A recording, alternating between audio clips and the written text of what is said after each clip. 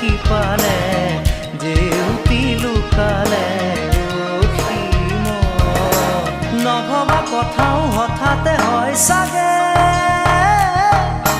পায়ো হেৰুৱালো বুজি পোৱাৰ আগতে